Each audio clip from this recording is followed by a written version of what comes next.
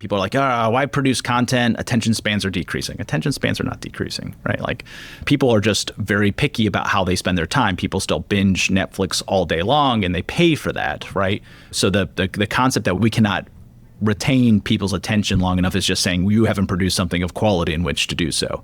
So we want to produce content that is at that quality, not just because, but it's how we engage and build a trust with the audience. I'm Jonathan Gandolf, and welcome to the Content Cocktail Hour, powered by Audience Plus. Our mission is to shake out the deepest secrets of B2B marketing professionals and stir up fresh conversation, all to help you connect your brand with the right audience at the right time. Let's raise a glass. Welcome back to the Content Cocktail Hour. This is Jonathan Gandolf, co-founder and CEO of Audience Plus, and the host of today's episode, where I am thrilled to be joined by David J. Ebner of the Content Workshop, president and founder there.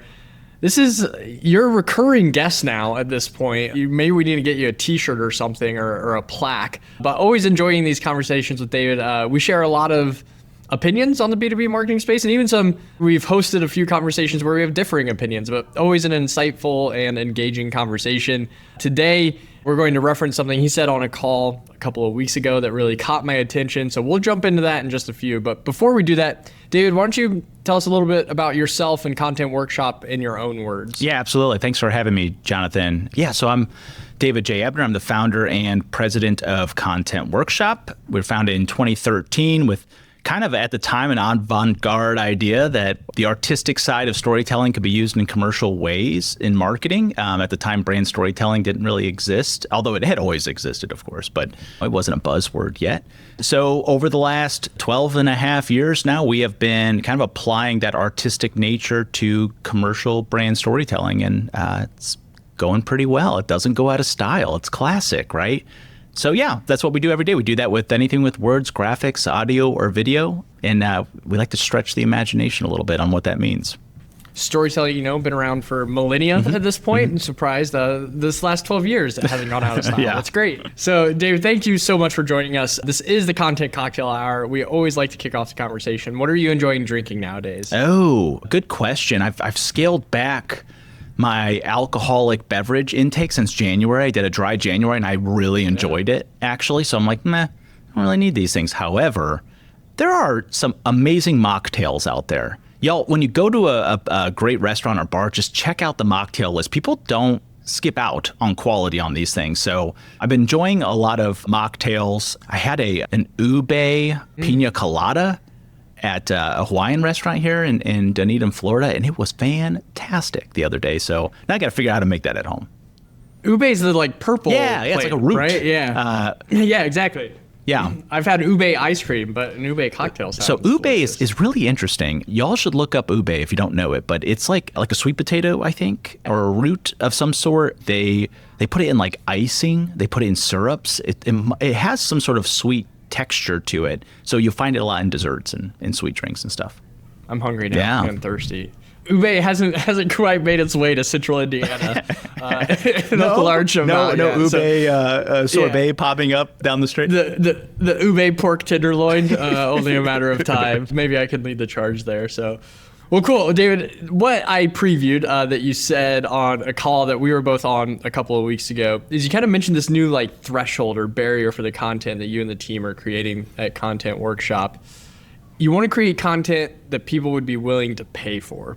That's an interesting kind of barometer for quality content. I've heard it referenced before when people are making the decision to gate content or leave content ungated. They're like, if it's content that people would be willing to pay for, probably a good indicator that that's something that's maybe worth gating or you could justify gating. But I'm so curious to kind of see what led you to that kind of new threshold and kind of that framing of the content that you and the team are creating. Yeah, I think it's just the next evolution of what the audience is expecting on the content side. We've gone through a barrage of changes. That's the one thing that has changed a lot over time. It has been the expectations and behavior of the audience as they engage in content. There was no question people would give their contact information for anything. Many years ago, form fills were like the easiest thing to get. And then people started saying, well, comment on this post and I'll email you something at some point in time or whatever it is, right? I'm going to cut you off there. I got an email last week that was from one of those posts that I had commented, I kid you not, probably August of last year. This is now April. And I was just like, it was so out of the blue. I was like, it was a very strange experience. What a terrible user experience, right? Like, give me gated content back, please. Like, I know it'll be in my inbox immediately because there's a workflow that sends it, right?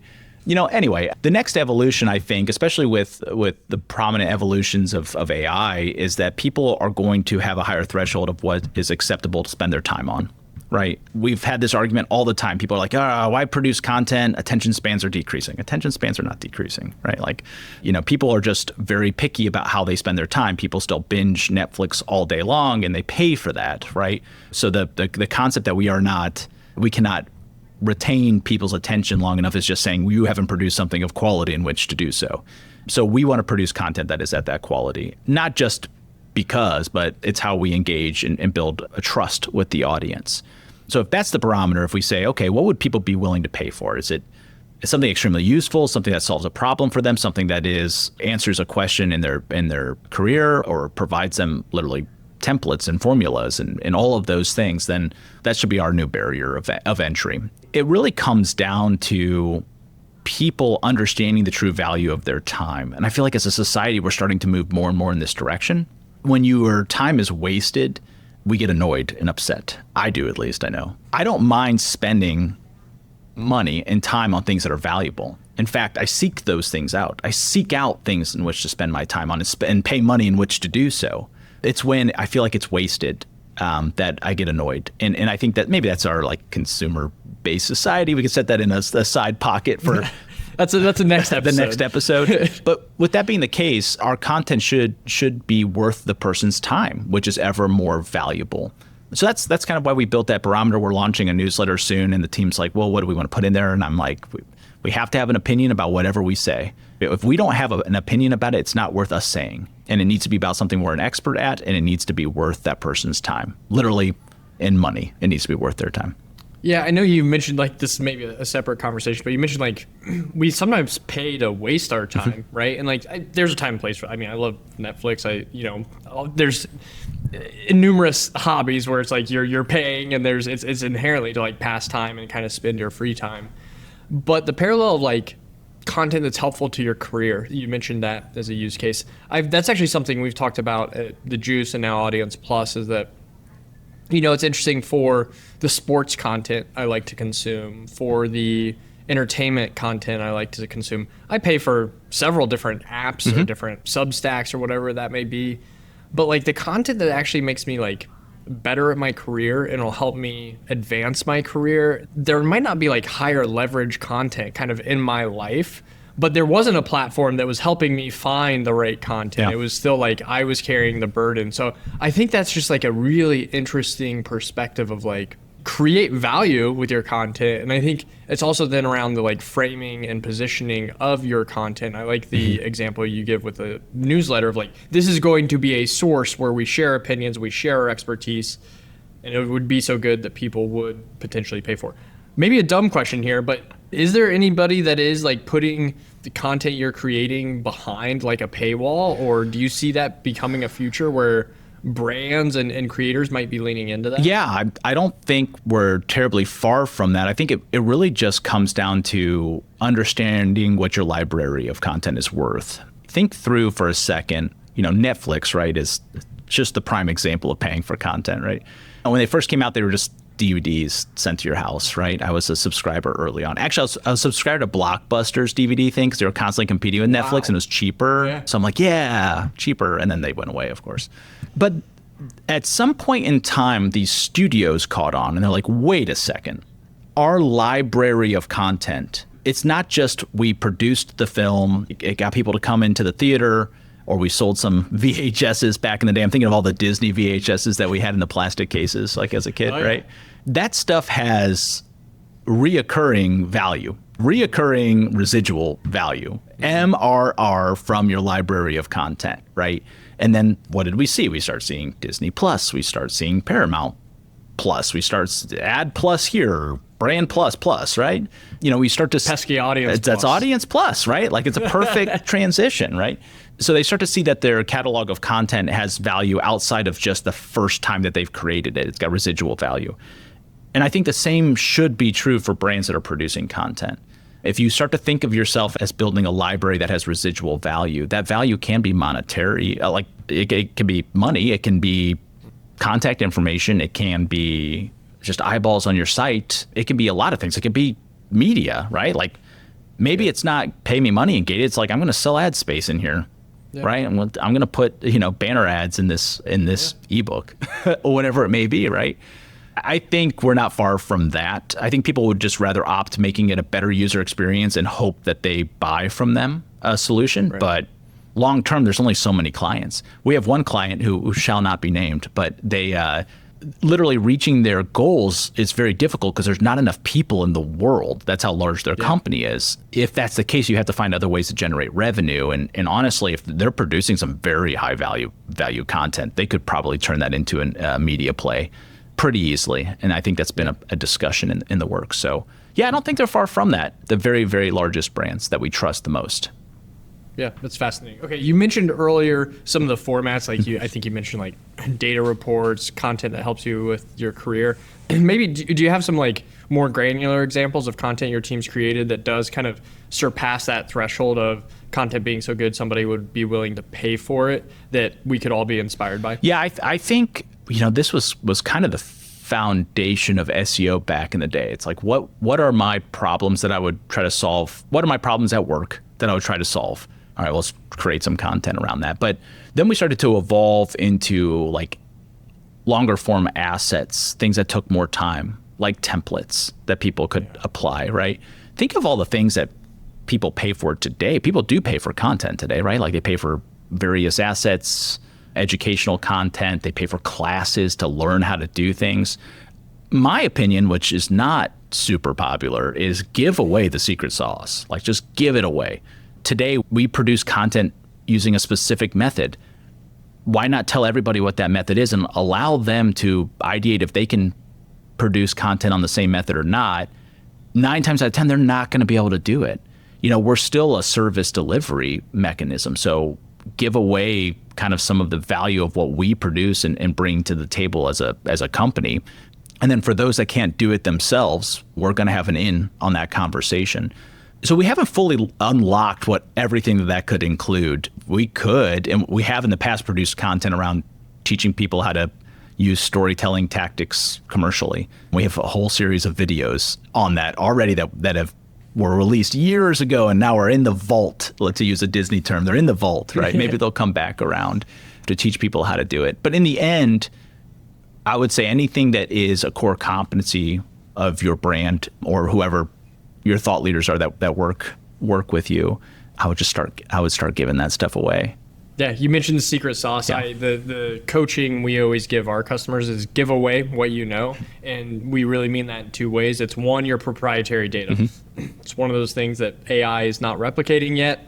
It's one of those things that other brands can't replicate. Like if you have proprietary data that's helpful to others, like share it, benchmark it, whatever that may be, and then templates and toolkits, like literally how you operate. Like there's so much value in that. That's the most consistent coaching we give customers. So I agree with you. Yeah. Give away your secret sauce, and I love that. Okay, it'll be a hill we'll both die on at some point in time, right? And just another hill for us to die on. Yes, you get to come over to my hill. I think we were on separate hills last time. That's neither here nor there. All right, I think this is a record. We're about 15 minutes into a marketing podcast, and we haven't really talked about AI yet. So it almost feels like this, both what you're doing from a storytelling perspective as well as creating the high quality content that people would be willing to pay for. It almost feels like a zig when others are zagging. They're using their prompts, they're using their workflows to generate more content than ever before, more efficiently than ever before, faster than ever before. Mm-hmm. I'd have to imagine a lot of what you're doing takes more work, more time, more resourcing.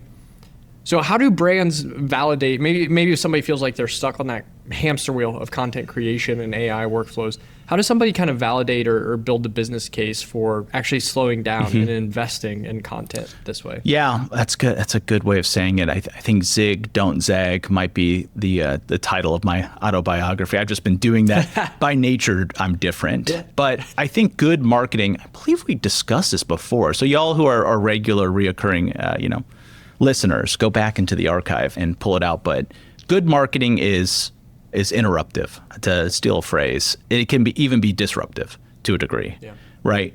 If everybody is zagging, you got to zig to stand out, right? Great marketing is standing out. So if the method of the day is let's produce a lot of volume, let's not worry about quality quite as much or differentiation quite as much. There's really, when we say quality, what we're saying is this is new and different, and it's not for the most part if it's written with AI, unless you do a lot of editing, of course, right? You know, there's that part. That's how you stand out in marketing. That's how you win in marketing. And it's also, we're lucky enough that this is what we do all day, right? Like when we talk about content creation, we're not just the content team of a brand. Like all we do is content. We sell it every day. We produce content that people are that's worth paying for every day. And our clients pay us for it, right? Yeah. So I think for us, this is kind of more of a mantra of what we believe. And I believe a lot of other marketers believe the same thing too. We can have a whole discussion. Something that's been bubbling around here is this idea of moral marketing. We can have a whole discussion of what is ethical or not, right? And I think ethics comes down to what our institutions say are right and wrong, right? Is it ethical really? Do we have like a law against this, or do our institutions think these are wrong? But morality is a whole different thing. It's what we as groups of people think is right and wrong. So you can set aside whether the product or solution you're producing to the world is actually positive or morally helpful. But how you actually do your job has a lot to do with it. And I feel like from a marketer's point of view, it's immoral to produce a bunch of content that you know is just a waste of that person's time, but all you're trying to do is get their contact information. You're literally wasting their time on purpose. So when we create content, we should be asking ourselves, who does this help? How does it help them? And who does this hurt? I don't think anybody's asking, who does this hurt? Right? It's tough to say that about the stuff you're producing every day, but are you asking more than you're giving? What does that person get?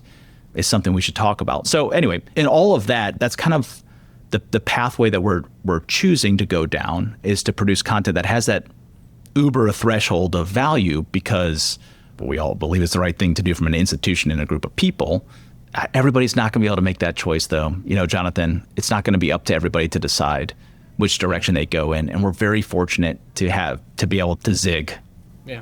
That's it feels like maybe there's this like AI wound right now. Yeah. Some of us as marketers have, and I think you're hinting at this a little bit, where sometimes the individual marketer doesn't get to make the choice of using AI or not. There's an executive or a leader or some arbitrary metric that says, we've got to post 46 blog posts this month, right? Yeah. And like, there's only one way to do that, right? Like through AI or a tool like that. But there's that like AI wound, that like kind of like morality, or like, you know, are you just creating something to get somebody to your site and you don't even care if they get value from it? Like that's a little bit of the salt kind of in that wound, that open wound, right? Yeah, of like, man, that really cuts at the core, and maybe something that not a lot of people are saying out loud, but I think you're exactly right on. It's really good. Yeah, I mean, you can take away this idea that, you know, somebody did this job yesterday manually and now it's not available to that person anymore. Like you can set that aside for a minute and just think about the quality of what you're producing. And if you do that, I think AI is not inherently wrong or bad. It just is what it is. As a tool, it's useful. In the end, we're still judged not based off of, no client is going to ever care how many times you post. No one is going to care about your content more than you do. I had this conversation with my wife today. I'm like, nobody is going to care about this more than I do, ever. They're not even going to come close. However, that doesn't mean that you shouldn't produce. So with that being true, you should produce value, right? Produce something that they will care about. Don't produce something that's just designed to get somebody to a page and that's it. And again, I know I'm speaking from a place of privilege to say that. You know, I'm fortunate enough to be able to do this every day, but most people have to perform at certain metrics that are more about volume. And AI doesn't inherently mean low quality. Right. You can create really high quality content with AI. I use the analogy like organic. I think sometimes people conflate organic and healthy. Like there's organic Oreos, right? Yeah. That doesn't mean they're healthy, right? Like, and I think we're getting to this breaking point with AI where it's like people see like, oh, it's created by AI and they assume it's like bad quality or low quality. It can be, you know, vice versa. It can be humans create low quality content all the time, right? So like just because a human created it doesn't mean it's good either. So there's like this interesting analogy, I think, with like organic and AI. Yeah, we had this things. conversation with a freelancer we were working with a while back. It's been a while now, but we were like debating, do we have this like no AI policy around here? Like we don't want our writers to use it. And I'm like, I don't care. I don't care. Yeah. It just has to be good. So this one guy, we kept throwing his pieces back there, and the editor was like, this just sounds like just AI garbage. And he was swearing up and down that it wasn't AI. I'm like, okay, well then you're a bad writer. Which is worse? Yeah. Like that you took a shortcut and it didn't turn out so good, or that you are not, like the quality is not good of what you produce. So I'm like, in the end, all that matters is the quality. All that matters is the quality. I think about that a lot with teachers and professors right now, like letting students use AI or not letting students use AI. It feels like this interesting philosophical debate. So cool. Well, you mentioned the title of your upcoming biography is going to be Zig When They Zag. Yeah. So you're going to love this question. What's an unpopular opinion that you have as it pertains to B2B marketing? Okay, unpopular opinion, SEO still matters, and so do backlinks, right? I guess that's a very unpopular opinion. I have to convince people now why backlinks are important. But yeah, SEO definitely still matters. And we saw this hoopla on LinkedIn about HubSpot losing their traffic and the cliff and all this stuff. And it's like that same time period, they saw record revenue and EBITDA, okay? You can tie a metric to anything, right? You can look at anything and say it has some sort of value, but in the end, it's going to come down to growth. You know, this concept of losing a lot of top of the funnel. Yeah, you're going to lose informational top of the funnel searches. You're going to lose them. Those are going to be answered by AI, zero click environment. Nobody's coming to your site. Yeah. Does that mean don't produce content on that? Do you want to seed that ground completely? Unpopular opinion I have is write that top of funnel content. Put a glossary of terms on your site. We did it. Produce content that is informational, because you want to be part of what's educating the next generation of decision makers. Why would you cede that ground? That doesn't make any sense. And HubSpot's not going to walk away from that. SEO certainly does still matter. Producing content that does not have an intent of somebody coming to your site and buying matters. It is a position of leads 5 years from now, not 5 days from now. So good luck getting budget for it. But all that stuff still matters. Backlinks, I think, matter even more now because of the zero-click environment. In zero-click, we don't have the behavior information we once had. We don't know click-throughs and time on page and bounce rates. So how do you rank something? Tell me what comes in 1, 2, and 3 if you don't have that data. All you have is secondary markers, right? I mean, obviously some clicks still happen, so you do have some of the data, just less of it. So page authority, domain authority are going to matter, right? They matter today in generative engine searches. You can do a perplexity search and see the sources that come up, and most of them have very good domain authorities and page authorities and have good backlink structures. I think the problem we face is that as marketers, a lot of us have been sold backlink services in a spam-like manner. I run an agency that does deliver SEO services, and I get 5 or 6 emails a day saying, hey, I'm so-and-so, and I can get you backlinks. Because it's sold that way, and so many people spam us with that information, I think we think that it's not valuable. So yeah, okay, I guess I do, man. Way to trigger an unpopular opinion. You just need a little poking and prodding. I think so. Yeah, it's interesting I've seen it referred to as GEO or AIEO, which sounds like a old McDonald's song. But, you know, a lot of people right now, I think, are trying to jump into that space because it's a little mysterious still, and there's a business opportunity there to sell consulting or a product. But it's like they'll say a bunch of things to say, like, this is how you rank for GEO or AIEO. And like what all they're saying is like good SEO practices. That's all I've seen to this point is like good SEO sets you up well for GEO. Yep. And like I even asked on LinkedIn a couple of weeks ago, like, is anybody like publishing data on this? And there's not a lot of data on GEO because the engines aren't sharing it very much. But like from what everybody can tell, it's just like, yeah, good SEO practice, good GEO practice. And it's like, it's not good SEO is never going to hurt anything, right? Yep. So it's just, yeah, I agree with your unpopular opinion. Yeah, absolutely. I can't wait for the comments on this to come out. But you're absolutely right. Even if you kind of dig in a little deeper, These generative engines are citing things, or what they're citing feels very old school SEO, actually. Pre a lot of updates, right? Because there's a lot of updates based off of behavior, and that's probably why there's not as much behavior data. So a lot of it is based on those markers that are numeric, that have always been there. So yeah, how do you rank on a generative engine is the same way how you rank on a search engine. It's going to be very, very similar. It's wild to see that. Yeah, it is wild. It's a wild time. Yeah. Well, David, if people want to learn more from you or learn more about Content Workshop, what's the best way to do that? Yeah, you can go to contentworkshop.com. I tell people this, but nobody takes me up on it. Like, go to the website. There's a chat bot on the website, a little bubble on the bottom right. It's got my head. It comes to my phone. If you want to chat with me, literally go to our website and start chatting with me. That's the fastest way. Contentworkshop.com. You can go to my LinkedIn. I'm David J. Ebner. I tell people the J is silent.